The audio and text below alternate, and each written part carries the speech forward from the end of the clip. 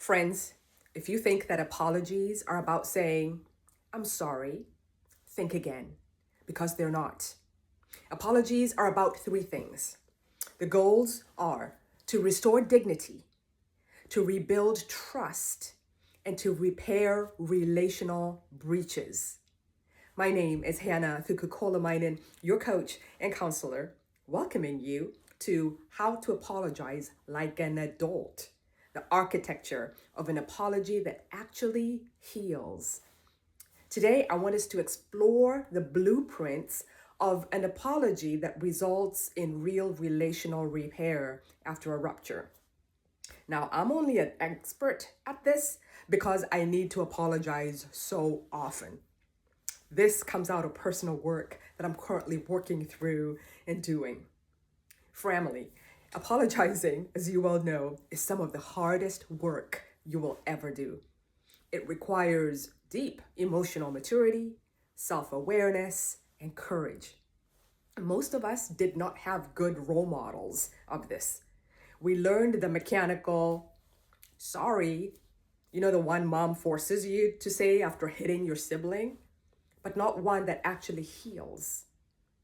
If we're going to love well, we need to learn how to apologize well. Now, because apologies are incubated in a potential emotional time bomb, a weak apology can make things worse, while a strong, robust apology can change everything. We're going to look at several principles, and here's one that we're going to weave throughout.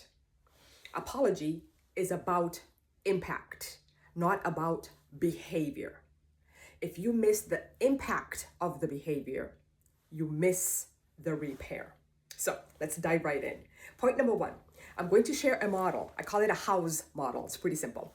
And it's one whereby there's one conflict, but there's numerous rooms. So think of yourself as having a large house. Let's call it a mansion.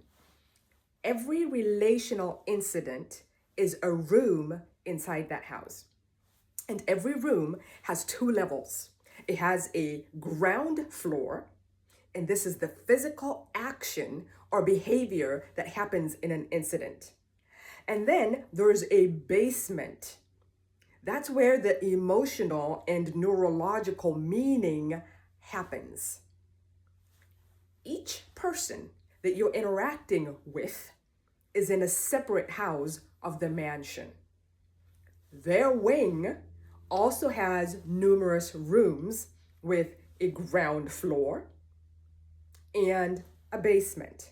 Each room has access to the ground floor and the basement. So here's what we miss. One conflict can easily spill into multiple rooms. Again, remember, each room has its own basement. One conflict can happen in a moment. And if you miss which room each person is in, you miss each other. And relational breaches happen when you think that you're in the same room, when in reality, you're in different levels in different wings of the house. If you don't know which room you're in or which basement the other person just dropped into, you will pull your hair wondering what is happening. So let's jump into point number two. The ground floor represents surface events that we can observe. So I want you to put on your imaginator. Imagine that you're at a restaurant with friends and your spouse and you're having a beautiful time. Your spouse, who's sitting beside you, reaches over and removes a very stylish hat that you're wearing. I should have brought a stylish hat. Now, you're startled. So you take it and you put it back on and you say, "Don't take my hat off." Now, that moment is room number one. You're in wing one, room one, on the ground floor where the action is happening. And what are the actions? The actions is that your hat is removed. It's a very simple physical movement, and this is observable behavior. So in wing one, room one, there's also a basement directly under what happened. The basement is the impact level. In that impact level, there's a neurological and emotional response. This is where your nervous system is. And your nervous system has been activated. So you see something, or you hear or feel something through your senses. But then what happens is that as a result of that, your nervous system is activated and it perceives a potential threat. It perceives loss of choice. It's thrown off and there's a loss of agency. And what that means is that something has been done to me, not with me. A boundary has been crossed. You experience confusion. You experience irritation. So we see these emotions. Why? Because what does the hat represent? The hat is a very personal representation of self-expression, of identity, of covering and protection, of personal space, of agency. So when it's removed without permission, it feels like a boundary was crossed. In one fell swoop, all those things that I just listed were inadvertently challenged. So here's the principle in this situation. Until impact is named, the nervous system can't relax and it stays activated. So let's look at point 3, the other person's response, right? This is their room. Actually, this becomes their second room. Your spouse who removed the hat is in a different wing of the house. In his first room, there was a corresponding basement. By removing the hat, he didn't really need to access the basement. He's just on his ground floor in room 1.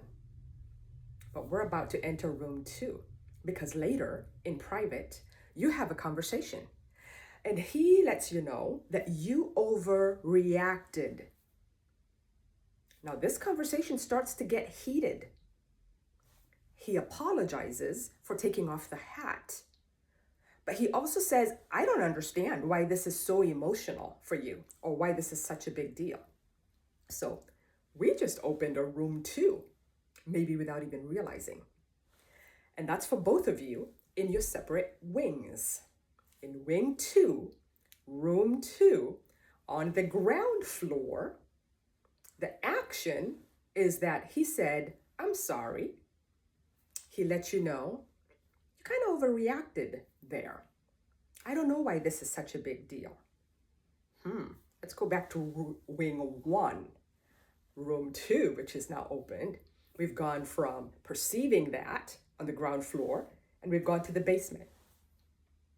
What do you sense and interpret in that basement? The impact is judgment.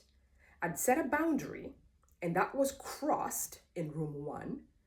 And now in room 2, that boundary is being judged, and it's being judged negatively. You're feeling invalidated. You're feeling minimized. You're feeling frustration. You're feeling emotional dissonance.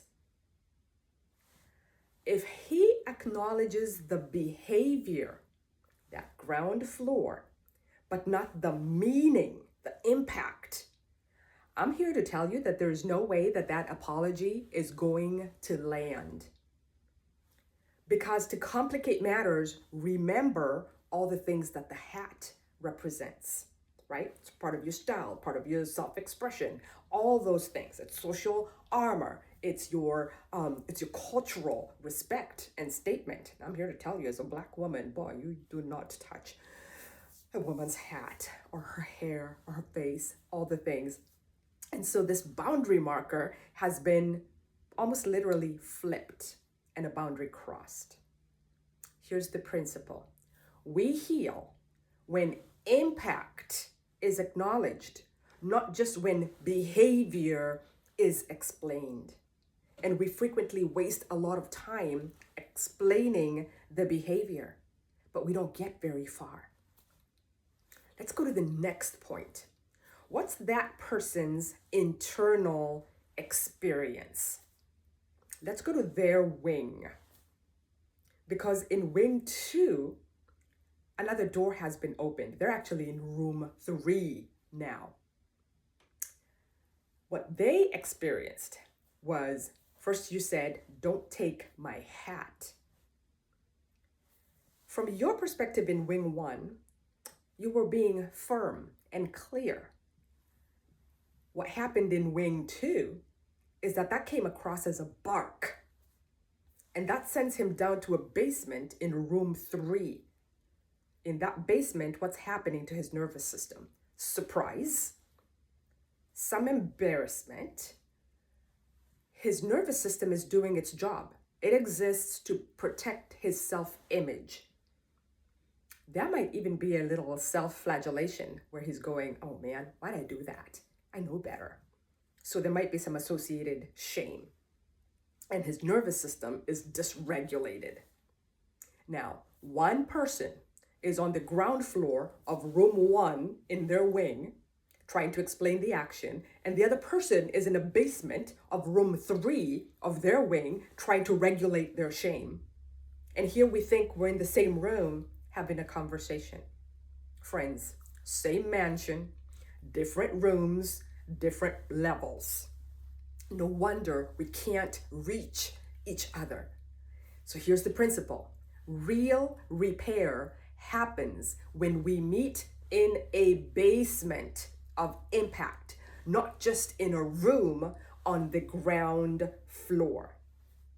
Here's the next point. This has to do with the relational breach.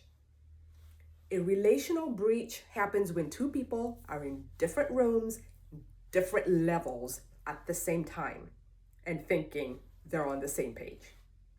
So you might be in the boundary violation basement, and he's in the embarrassment basement. You're talking about the hat. He's talking about self-image. You're trying to restore autonomy and dignity. He's trying to restore dignity and neutralize his overactivated nervous system. Now, what's interesting to note here is there are no villains. There are no bad guys. There's just two human beings missing each other's internal basement experience. So, how does repair actually happen? There's a staircase called apologizing. Repair happens when one person chooses to leave their wing, find and enter the correct room in the other wing, and then take the stairs from the ground floor of action down to the other person's basement. You're not going there to agree. You're not going there to blame. You're not going there to play small or collapse your truth. You're going there to seek understanding. And this is how you move from wing to the next wing, from room to room, from ground floor to basement, until you meet each other where the meaning lives. Repair begins where impact is understood. In closing, we're going to end with the principles that tie this whole teaching together. Apology is about impact, not behavior. If you miss the impact, you miss the repair. Until impact is named and acknowledged humbly, the nervous system cannot relax. We heal when the impact is humbly acknowledged, not when the behavior is explained. Repair begins where impact is understood, and real repair lives in the basement where the meaning is. So go to the basement. This is how adults apologize. This is how relationships heal, is in the basement. This is how trust grows, is in the basement. So in the next video, I'm going to give you a toolkit to help you go to the basement. If this serves you, please leave a comment in the comment section that I look forward to looking at and seeing, and I'll see you on the other side when we look at the blueprint of a good, effective apology. Thanks for your time.